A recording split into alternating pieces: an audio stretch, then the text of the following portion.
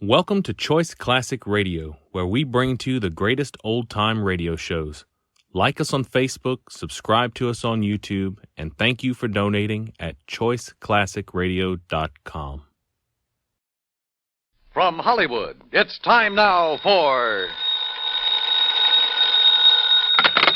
Johnny Dollar. Paul Brennan, Inter-Allied Insurance Company, Johnny. Oh, hi, Paul. How's the world doing by you? Oh, I got troubles. Oh, like what? Like Albert W. Winkler. Winkler? Who's he? Maybe you mean who was he? Well, which is it? Well, that's the trouble, Johnny. We don't know. Huh? Well, he's disappeared, and with him a hunk of emerald worth exactly 100,000 clams. Wow. Well? Sure.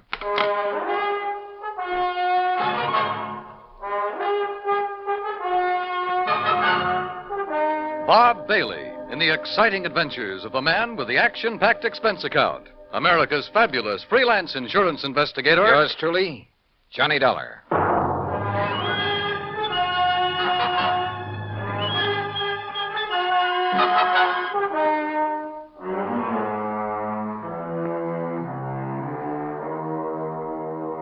Expense account submitted by Special Investigator Johnny Dollar to the Inter-Allied Insurance Company, Dawson Building, Hartford, Connecticut. Following is an account of expenses incurred during my investigation of the Blooming Blossom matter. Expense account item 1, $1 even. Taxi from my apartment to the offices of Inter-Allied, where Paul Brennan wasted no time in getting to the point. Albert Winkler was a partner in a small jewelry firm down in New York. Real exclusive type place. Fluid and Winkler? Yeah, that's the outfit. Well, a few days ago, they got hold of an emerald. It's called the Green Eye of Calcutta. And, Johnny, the darn thing's big enough to choke a horse. Okay, Paul, okay. I don't think you need go any further. No, wait. They plan to put it on an exhibition at the big international jewelry show in Chicago next month, and Winkler took it home to work on it. Oof. Insured for 100,000, you said. Yeah, and Winkler's insured for 10. Okay, so who killed him and stole the rock? Listen, will you? Go ahead. Well, Sunday morning, his partner Blewett tried to phone him at his apartment. No answer. So Blewett sauntered down to the office thinking he might be there. But no sign of him? Right. Nor of the Green Eye of Calcutta. Only a note Winkler had left the night before saying he was taking the stone home to work on it. Well, that makes it look as though maybe Winkler... Listen. About that time, the phone rang there in the office. It was the police department, also looking for Winkler. Oh. Yeah, they'd been called by Winkler's landlord after a chambermaid had found his apartment completely ransacked and the old boy missing. Uh-oh. Who's working on it? For the NYPD, I mean. Sergeant Randy Singer, 18th Precinct, homicide. Old friend of yours, I believe. Yeah, good man. Has he come up with anything? Nothing. Well, Johnny? Sure, Paul. Now? No. Item 2, another $1 for a taxi back to my apartment where I slicked the stubble off my face, showered, dressed, and was about to head for New York when the phone rang.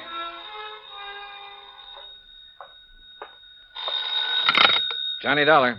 Johnny Dollar? That's right. Oh, good. Well, who's that? Oh, yes, of course, Mr. Dollar. Huh? I must talk with you, sir. It's important, very important. Well, who are you? Me? Well, this is Wilbert Kenworthy Blossom. Yes, and I must see you right away. Well, what's this all about, Mr. Blossom, did you say? Oh, why, that's right. How did you know that? Oh, is this some kind of a gag? Certainly is not. And to think that now I'll be working with you on a... Oh, it's wonderful, just wonderful. What are you talking about? Why, you, don't you see? I follow every single one of your cases, sir. Either in the newspapers or on the radio. Oh, I'm your biggest fan. Is that all you call to say, Mr. Blossom? It is not. I'm calling about the mysterious disappearance of Mr. Albert Winkler. Winkler? You know something about him, his whereabouts? I certainly do. Where are you, Mr. Blossom? Here at my house in New York, and I'll be waiting for you, sir. Goodbye. No, wait. Give me your address. Oh, yes, of course. How could you know where to come if I hadn't given you that? Yeah. That was silly of me. Well, goodbye. The address, man, the address. Oh, of course. Yeah. It's 825 East 73rd Street.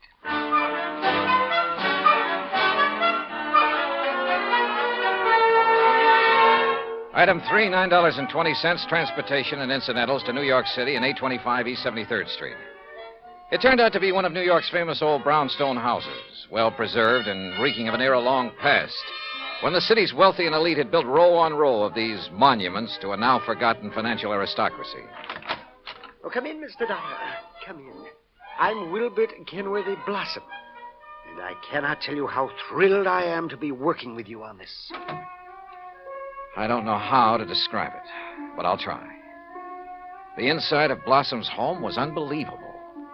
Ornate pre-Victorian furnishings, heavy velvet draperies, huge lamps and chandeliers, gilt-framed mirrors, even an ancient horsehair sofa. It was also filled with dusty piles of newspapers and magazines, hundreds of old books. Travel books, Mr. Dollar, and mysteries. Oh, I just love mysteries. One corner of the high-ceilinged living room was piled with old trunks and handbags, an old carpet bag even. Boxes of tools and utensils were stacked about, an ancient Victrola, beat-up sewing machine. You just never know when you might want to sew something, do you? Old guns and pistols, some of them museum pieces. A stringless tennis racket. A pair of rusty handcuffs locked to the base of a floor lamp without a shade. A broken bicycle pump. That's just in case I ever find a bicycle to go with it, you understand.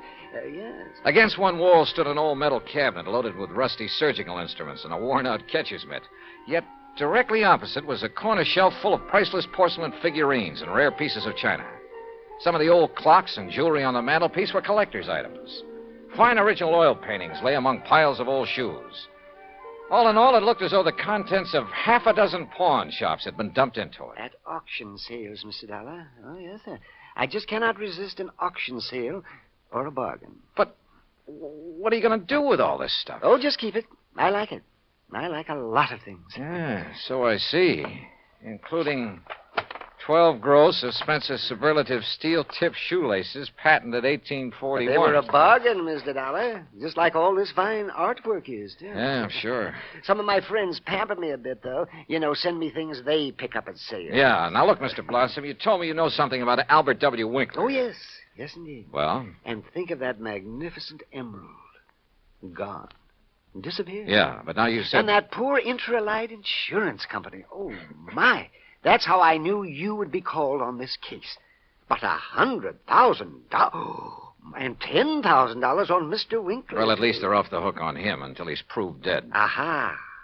And that's where I come in. With proof. Proof? What proof? Have you seen Winkler?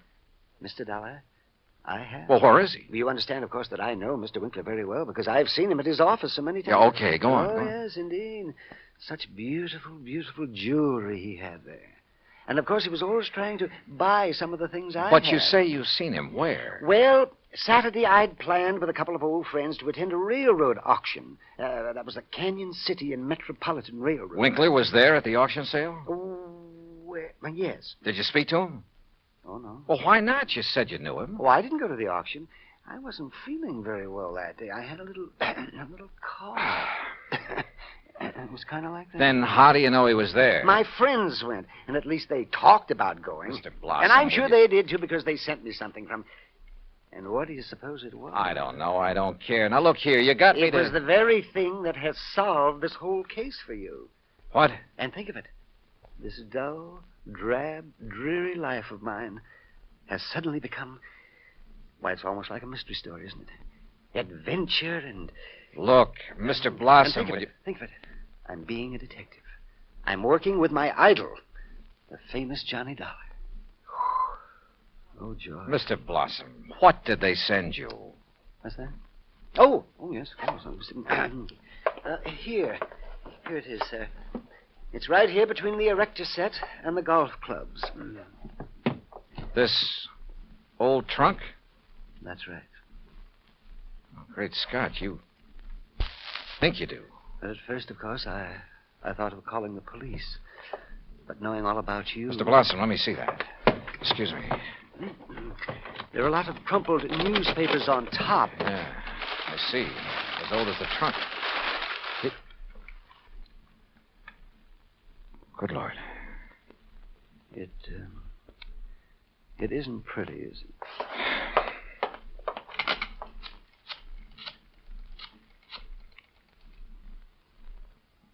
Sergeant Randy Singer, homicide. Randy, Johnny Dollar, get somebody over to 825 East 73rd Street right away, will you? Body of Albert Winkler. Randy got there in a matter of minutes, got the same story from Blossom that I had, then called for the lab crew to come and take over. Now, Now, who delivered this trunk, Mr. Blossom? Why, it was just a delivery man. Can you describe him? Would you know him if you saw him? Yeah, well, he was big and strong. He was very strong. Distinguishing features, scars or a limp or a beard or Well, something? I told you, Johnny, he was big and strong. How old? Well, I would say he was somewhere between 25 and, Yeah? 50. Yes, I'm sure. Well, that's a lot of help. Yeah, you better have those thick spectacles changed. But he was big. Yes, we know, and strong. What about his truck? Oh, I didn't see that. He left it outside. No. Now, look. These friends of yours who did attend the auction, who were they? Oh, yes. Now the investigation proceeds. Now the excitement. Who were they, Mr. Blossom? Oh. Well, there's Randolph Harrison and Percival.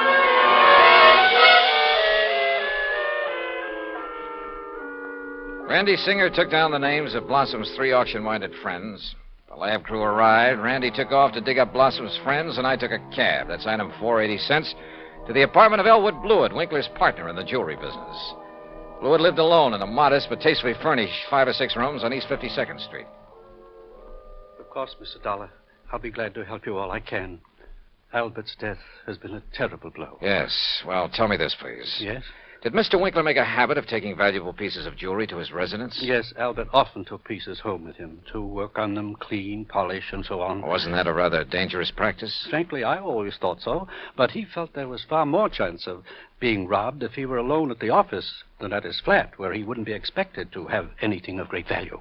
Well, who has seen the Green Eye of Calcutta besides you and Mr. Winkler? I'm not sure. Of course, almost anyone would have been able to recognize it. Because of the publicity and pictures when you brought it over here. Yes. Come to think of it, Blossom indicated he'd been much impressed with it. Wilbur Blossom? Yeah. You know him? He's been in the office many times. He and Albert were always bickering over pieces that either of Bickering? us had. Well, it was really something of a joke. Albert always wanted some of Blossom's heirloom pieces, and Blossom wanted some of the finer things we had. Did he ever buy? Never. He always wanted us to put them up at auction or at a bargain price. Hardly our way of doing things, needless to say. When did you last see Blossom? Why, last Friday. I was busy with an important client, and from the back room where Albert worked, I remember hearing Blossom insist that Albert show him the emerald. Oh, did he? I don't know. The silly argument got so noisy that I closed the door on them. Oh, now, wait. Certainly you aren't thinking that perhaps Wilbur Blossom... I'm not quite certain what I'm thinking, Mr. Blewett. Item 5, 10 cents, phone call to Randy Singer. No, not a thing, Johnny. One of the 3 names on Blossom's list is in Europe. The other 2 did go to the railroad auction, but purchased nothing. Randy, do a couple of things for me, will you? Like what? Phone whoever is stationed at Winkler's place that I want to look it over. Sure, everything is just as it was, including the poker that was used to kill him. Also, I want a copy of the picture of the trunk your lab boys took and the list of Blossom's friends. I'll have 'em waiting for you. And post a man at Blossom's place. Keep an eye on him. Yes, right away. Johnny, have you learned something? No, just, just for his protection, say. I'll talk to you later. Yeah, but...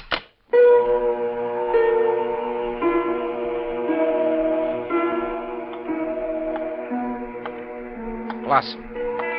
Yeah, Blossom.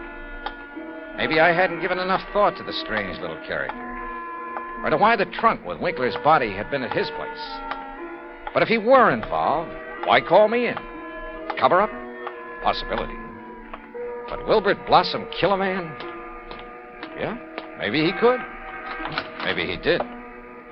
I'd better see him as soon as I get through with the inspection of Winkler's apartment.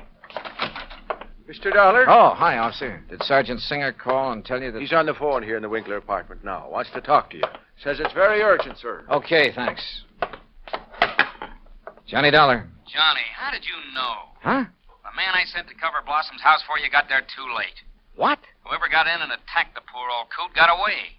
Attacked? Blossom? Yeah, really did a job on him. Johnny? Okay, Randy. Thanks.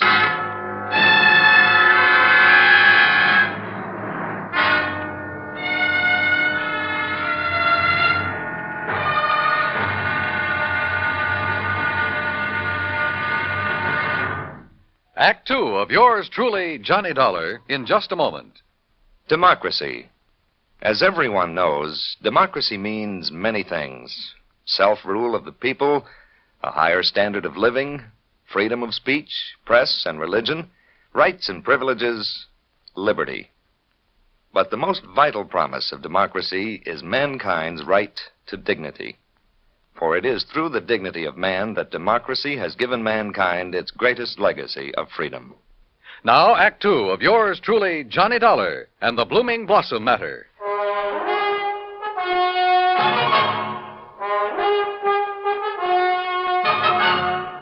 Expense account item 6, $2.25 for a fast taxi ride to 18th Precinct Police Headquarters. All right. As soon as I got your call, Johnny, I sent a uniformed man over to Blossom's house. From the way you talked, I thought maybe you suspected him.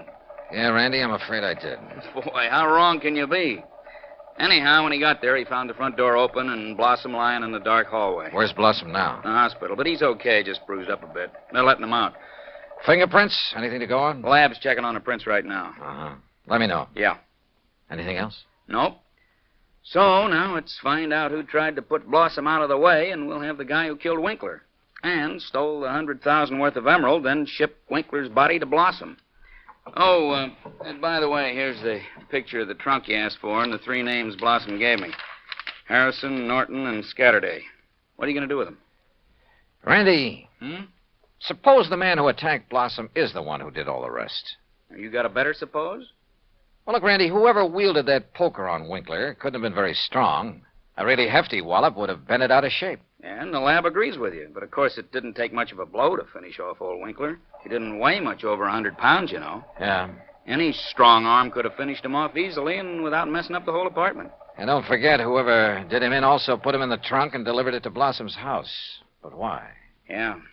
Yeah, and where's the emerald? That's what you should be worried about. $100,000 worth of worry for your insurance company.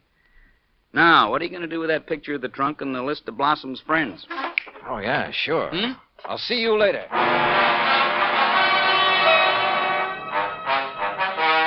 Item 7, $5.50 for a taxi to the warehouse of the Canyon City and Metropolitan Railroad over in Jersey. There I finally managed to track down a man who knew something about their occasional auction sales of unclaimed baggage and stuff. Insurance investigator, huh? That's right, Mr. McKinney. One of those boys with a fancy expense account, eh? Well, that's a matter of opinion. Look, you had an auction sale here last Saturday, didn't you? That's right. Handled it myself. Want to know something about something we sold off? Exactly. Then I'm your man. Always remember all about every single item I sell and who bought it and all about them. That's fine. Because I want to know if any of the names on this list bought from you on Saturday. Yeah? Randolph Harrison. Man by the name of Harrison buy anything? Nope. How about Percival Wentworth Scatterday? Nope. Ellsworth Norton? Nope. You sure, Mr. McKinney? I'm sure. How about Blossom? That a man's name? Yes, Wilbert Blossom. Well? No, sir. Nope, never heard of him. And like I told you, I never forget the stuff I sell or the fellows I sell it to. Wait. This picture of a trunk. Huh? Have you ever seen this trunk? Well, yeah. Did you sell this trunk on Saturday? Yes, I did. To whom? Come on, man, it's important. Well, I was real early in the sale. Yeah, before most of the people got here. Bought this trunk and had it sent to his apartment in New York. And his name? Well, it was a funny kind of name. Blinky or Winky or... Oh, no. Winkler. Winkler. That was it. Albert Winkler. Item 8, $2, 2 drinks for myself at the nearest bar. But they didn't help to kill my feeling of utter frustration. Item 9, $5.50 taxi back to 18th Precinct headquarters in New York for want of a better place to go. Oh, it's about time you got here, Johnny. Oh? We matched up the prints we found after Blossom was attacked. You know who made them? Yeah, here's his card. Carlo Bernasconi. Any reckon? Couple of a dozen arrests, only one conviction. Anything to do with jewelry? Better. Accessory to a hijack operation a couple of years ago. He drove the truck. Hey. Sure. Got a mugshot of him? We got him. Downstairs. Come on, I'll take you down. Randy, what's he look like? Like you'd expect the truck driver to look. Big husky brute. Has he admitted anything? Well, the threat of a murder charge made him talk all right, but none of it makes any sense. Of course it doesn't. But he's our boy, all right. He killed Winkler, beat up Blossom. I thought your lab decided whoever killed Winkler was a small fella. Yeah, So the theory about the same man killing Winkler and beating up Blossom doesn't work. But, Johnny, holy... Come on down. Let's talk to this Bernasconi. After I make a phone call. Huh? Who to? Yeah? Get me a man named McKinney, Canyon City and Metropolitan Railroad warehouse over in Jersey. Make it fast, please. Yes, sir. Hey, you been over there, Johnny? Just before I got here. Did you find out anything? No, but I'm going to now. Like what? Randy, for the first time, this whole thing is beginning to make sense. Here's your party. Mr. McKinney? That's me. This is Johnny Dollar, remember? Sure do. Good. And say, Now- I've been reading in the paper since you left here about that body found in the trunk over there in New York. Yeah, well, look. Is that the same trunk you was over here asking about? Yes. Now, you told me that trunk was bought by a man who gave his name as Winkler. That's right. Do you remember what he looked like? Sure do. Why, I can give it to you as accurate as if it was in the police file. Well, Height, 5'9", maybe 9.5. go on. Weight, between 155 and 58. You see, when I was young, I worked with a carny show guessing weight and height, and if I didn't guess it right... Yeah, okay. Now, how about the color of the eyes? Well, I noticed them because of the way he squinted through them thick, old-fashioned steel glasses. Thanks, Mac. I'm sending you a 10 spot in the next mail. Well, now. Well, Johnny? Come on, Randy. Let's go down and see this Bernasconi. You find something out new? Yeah, and I don't like it. I don't like it.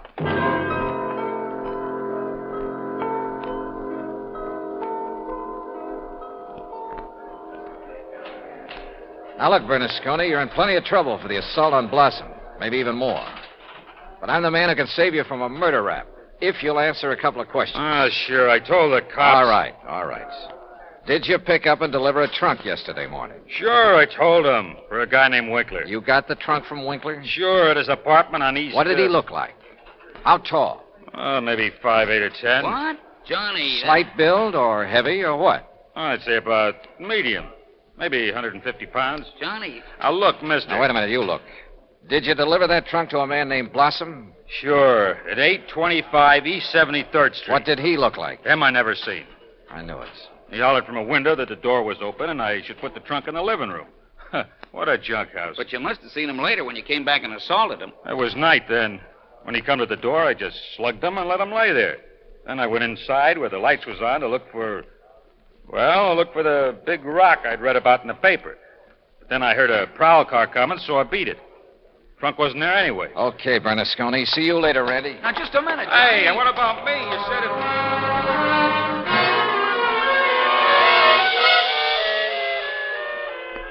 Item 10, 90 cents, taxi to Wilbert Blossom's old brownstone house on East 73rd.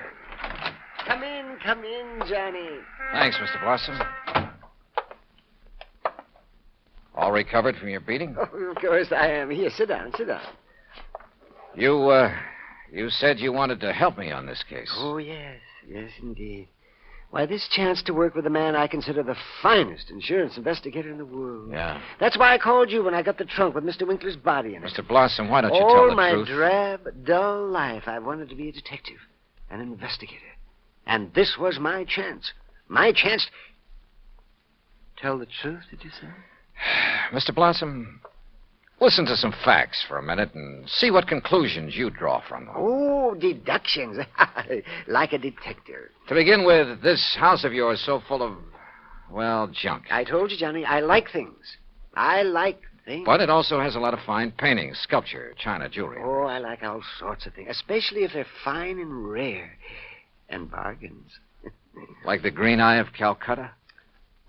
Oh, the most beautiful emerald in the world. And I would conclude that you'd do just about anything to have that stone. Yes, sir, Johnny. I'd reach the same conclusion. Okay.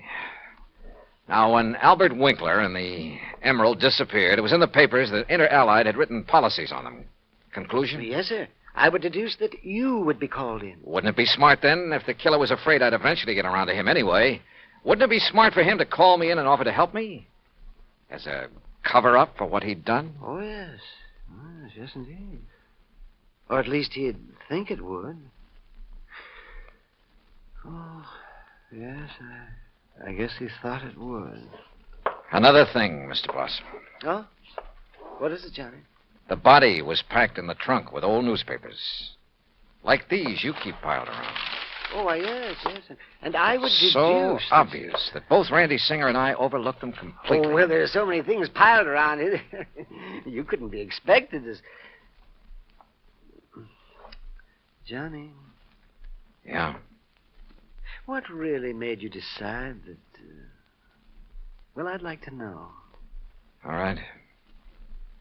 Albert Winkler was a frail little old man, about 4'11", not much over 100 pounds. Yes, he was. But the man who bought the trunk and had it sent to Winkler's apartment, who gave his name as Winkler, that man was about 5'9", 155 pounds. And he wore thick, old-fashioned steel-rimmed glasses. But, Johnny, I can't see without them. Then there's the truck driver. The man who ordered the trunk delivered to this house gave his name as Winkler, too. But Winkler was dead by then. Dead from a blow inflicted not by some big bruiser, but by somebody of, say, your build. Oh, that awful truck driver who thought the emerald would be in the trunk and came here to steal it and who beat me up. I suppose you want the emerald. Yeah.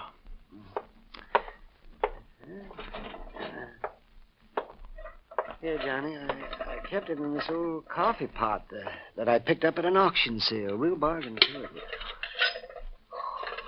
Oh, isn't it a beautiful stone?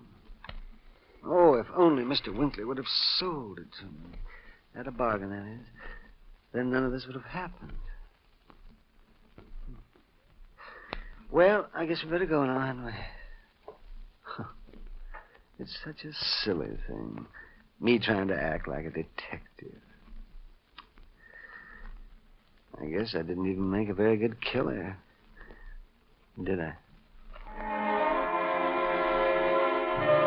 Why? Just this overpowering passion to have things?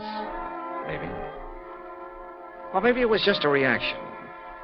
A last desperate attempt to some way, any way, break from a lifetime of lonely, dull, drab idleness.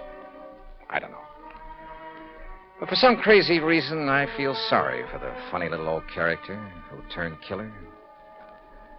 Expense account total, including incidentals and fare back to Hartford, $61.55. Yours truly, Johnny Dollar.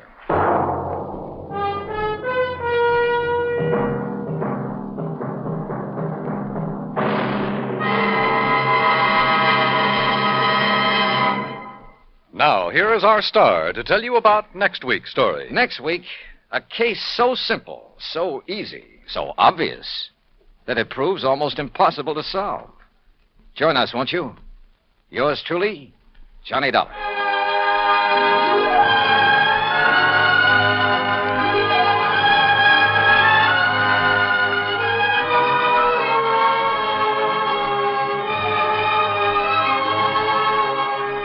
Yours truly, Johnny Dollar, starring Bob Bailey, originates in Hollywood. It is produced and directed by Jack Johnstone, who also wrote tonight's story. Heard in our cast were Howard McNear, Herb Ellis, Herb Vigran, Junius Matthews, Herb Butterfield, Frank Gersel, and Johnny Jacobs. Musical supervision is by Jerry Goldsmith. Be sure to join us next week, same time and station, for another exciting story of yours truly, Johnny Dollar. Dan Cubberly speaking.